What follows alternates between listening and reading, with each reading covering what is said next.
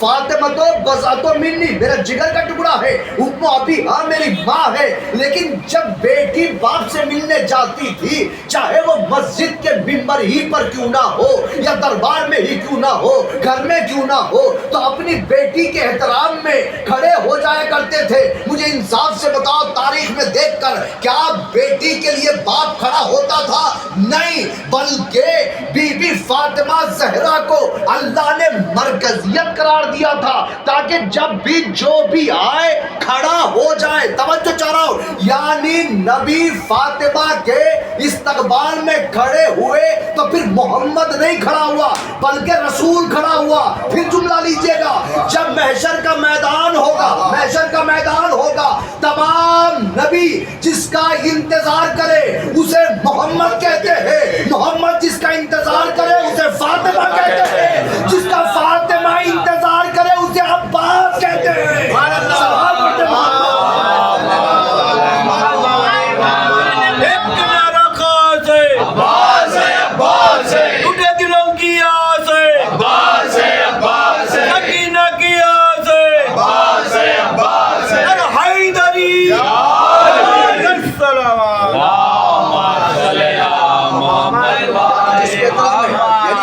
مسئلہ یہ نہیں ہے، اسلام احترام کا مسئلہ یہ ہے کہ بی بی فاطمہ زہرا کے آنے پر نبی کھڑے ہوئے، یعنی نبی کھڑے ہوئے تو آدم کھڑے رہیں گے، نوح کھڑے رہیں گے، اسماعیل کھڑے رہیں گے، ابراہیم کھڑے رہیں گے، موسیٰ کھڑے رہیں گے، عیسیٰ کھڑے رہیں گے، یعنی تمام انبیاء اس وقت تک نہیں بیٹھ سکتے جب تک رسول مسجد پر نہیں بیٹھ جاتے، اور جب تک نبی نہیں بیٹھیں گے، جب تک فاطمہ نہیں بیٹھیں۔ اب دعا کرو مجلس میں، جب ہم محشر میں جائیں تو بی بی ہماری شفاعت فرمائے، اس لیے کہ جس کی شفاعت بی بی کر دے۔ پھر حدیث سنیے، میں نے پڑھا ہے، بہار انوار کی بھی ہے روایت، اور شہزادی کونین سے مخصوص کتاب ہے عزاداروں کی، تو اس میں فرماتے جب تک ایک ایک عزادار جنت میں نہیں چلا جاتا میں نہیں جاؤں گی۔ یہ حدیث یقین ہے، یعنی بی بی سے شفاعت مانگا کرو۔ بی بی کی عظمت اتنی ہے کہ باپ نے بتایا اب لیجیے، پھر عظمت لیجیے گا، عظمت آج پھر دربار پہ جاؤں گا، پھر وہاں سے مرتبہ مصائب لوں گا، اب لیجیے گا عظمت کیا ہے۔ بی بی فاطمہ زہرا کو رسول نے جگر کا ٹکڑا کیوں کہا؟ ایک وجہ یہ ہے جو بتایا جائے کہ جگر بھی اندر رہتا ہے، یعنی ہر پارٹ دکھائی دے گا، ہاتھ دکھائی دیں گے، لیکن رسول نے نہیں کہا کہ بی بی فاطمہ میرے ہاتھ ہیں، کہہ سکتے تھے، جیسے حسن حسین کے لیے کہا کہ میری آنکھیں ہیں، لیکن بی بی کے لیے نہیں کہا۔ کوئی بھی ظاہری پارٹ کا نام بتا سکتے تھے، رسول حدیث میں لا سکتے تھے، لیکن رسول نے نہیں کہا بلکہ جگر کہا، یعنی جگر بھی پردے میں رہتا ہے، بی بی بھی پردے میں رہتی ہے۔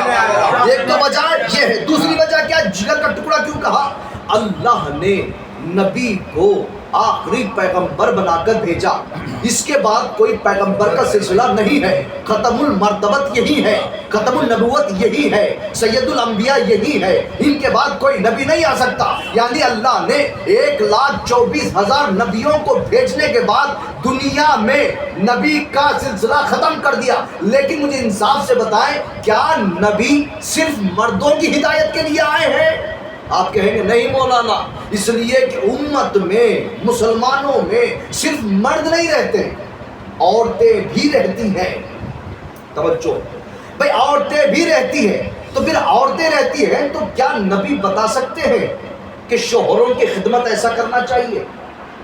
کیا نبی یہ بتا سکتے ہیں کہ دودھ بچوں کو ایسے پلانا چاہیے؟ کیا نبی یہ بتا سکتے ہیں کہ عورتوں کو طریقہ یہ ہے کہ غسل ایسے کریں؟ نہیں بتا سکتے ہیں۔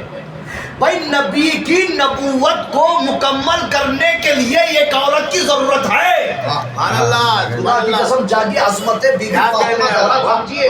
پھر میں کہہ رہا ہوں، یعنی امت میں مرد اور عورت رہتے ہیں، دونوں رہتے ہیں، یعنی نبی کو اللہ نے آخری پیغمبر بنا دیا، آئیڈیل بنا کر بھیج دیا، نمونہ عمل بنا کر بھیج دیا، اسوہ عمل بنا کر بھیج دیا، اور قرآن میں لکھا لکھا پڑھی کے ساتھ دے دیا، جیسے جیسے تمہارا نبی کرتا چلا جائے ویسے ویسے تم کرتے چلے جانا، اگر نبی رکوع میں چلا جائے تم رکوع میں چلے جانا، نبی سجدے میں چلے جائے تو تم سجدے میں چلے جانا، یعنی جیسا جیسا نبی کہے ویسے ویسے تم عمل کرتے رہنا۔ اگر نبی کہے اٹھو تو بیٹھنا حرام ہے، اگر نبی کہے بیٹھے رہو تو پھر بیٹھے اٹھنا حرام ہے، اگر نبی کہے میرے بزم سے چلے جاؤ تو پھر بیٹھنا حرام ہے۔ سلام پڑھ دے محمد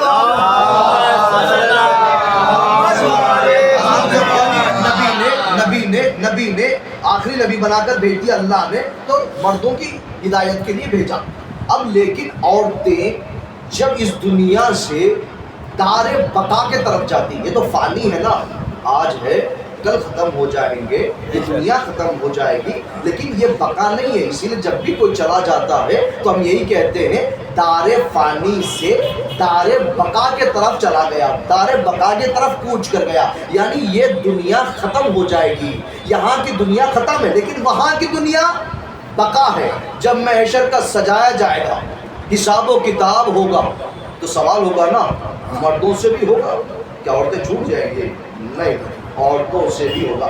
جب عورتوں کے پاس فرشتے آئیں گے، اے عورتوں بتاؤ تم نے اپنے شوہروں کو ایسے ستایا، تم نے اپنے شوہر کی نافرمانی کی، تمہارے شوہروں نے منع کیا تھا جانے کے لیے گھر سے باہر، تم چلی گئی، اس کا حساب و کتاب دو، توجہ چڑھاؤ، غور کریے گا۔